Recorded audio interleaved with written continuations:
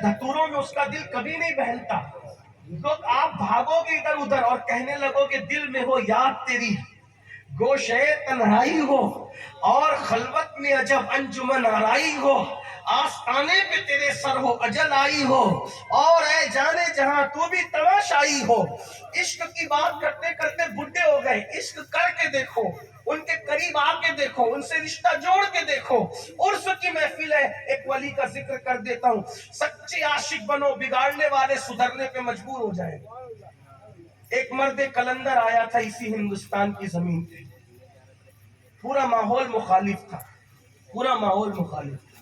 चंद फकीरों के साथ एक जमात, चंद फकीरों की एक टुकड़ी, चंद फकीरों का एक काफिला था, और उस सालार काफिला को दुनिया मोइनुद्दीन हसन संजरी कहती, जिसके लाहूती आवाज ने, जिसके पुर असर मलफूजात ने 90 लाख को ईमान की दौलत से आरास्ता कर दिया। वक्त का बादशाह बेचैन हुआ, बेकरार हुआ, और उसने तरह तरह के जतन किए। किसी को मर्डर करने की सुपारी, मुंबई के करीब तकरीर हो रही है इसलिए मुंबई की जबान में कह दूं ताकि बात समझ में आए, मर्डर करने की सुपारी तक दे दी, कितनी आधी सल्तनत दूंगा उसको कत्ल कर दे। खंजर बांध के जवान आया मार डालने के लिए। मेरे सरकार गरीब नवाज वाज कर रहे थे, वाज इतना खूबसूरत होता था, अब मैं उनका वाज बयान करूं तो आपको उसके लिए एक नई तकरीर शुरू हो जाएगी, लेकिन एक बात बता देता हूं, उनका वाज कितना खूबसूरत था। गरीब नवाज फरमाते थे शिर्क के बाद सबसे ज्यादा बड़ा गुनाह अगर कोई है तो वो किसी मुसलमान को जलील करना। अल्लाह ताला को सबसे ज्यादा उस वक्त नाराजगी होती है जब तुम किसी मुसलमान को जलील करते। वो लोगों को किस तरह सिखाते थे, कहते थे कि शफकत होनी चाहिए तो सूरज की तरह होनी चाहिए, जैसे सूरज सब पे शफकत करता है वैसे तुम सब पे शफकत करो। देखो सूरज की शफकत मालदारों पर भी है, जब निकलता है तो मालदार की हवेली में भी जाता है और गरीब के झोपड़े में भी जाता है ना।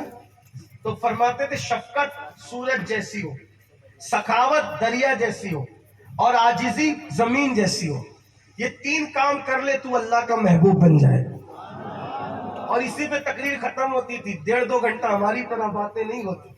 इतना सुनकर भी लोग नहीं सुधरते, इसलिए कि हम लोग खुद उस काबिल नहीं है ना। मजबूरियां यहाँ लाके बिठाती है कि बड़े चले गए दुनिया से तो हम जैसे ना बेअमलों को बल्कि बदअमलों को आपने बिठा दिया। अगर अल्लामा निजामी जैसे लोग हयात होते तो हमें यहाँ क्यों बिठाया जाए, है ना। मुफक्किर इस्लाम जैसी हस्तियां अगर आपको मैसर रोज रोज होती तो हमें कौन यहाँ बिठाता, लेकिन बड़े गए इसलिए मजबूरन आपको कोई ना मिला तो हमने हमें बिठा दिया। हम कहाँ नसीहत के काबिल हैं, हम क्या वास के काबिल हैं, हमें तो अपने ईमान की पड़ी। अल्लाह करे ईमान पे खात्मा हो जाए, अपनी ईद हो जाए। बहरहाल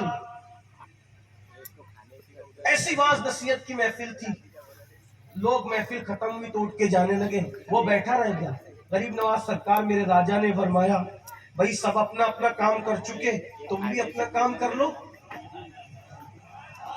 उसने कहा महाराज मैं अपना काम किया, मैं तो आपका वाज सुनने के लिए आया था। कहा अच्छा वाज सुनने के लिए आते तो ऐसे खंजर बांध कर आते? कहा नहीं वो तो हमारी परंपरा है खंजर बांधना। कहा अच्छा खंजर बांधना परंपरा है तो महल में जाकर आधी हुकूमत का सल्तनत का सौदा करना मेरी जान के बदले ये भी तेरे खानदान की रीत है?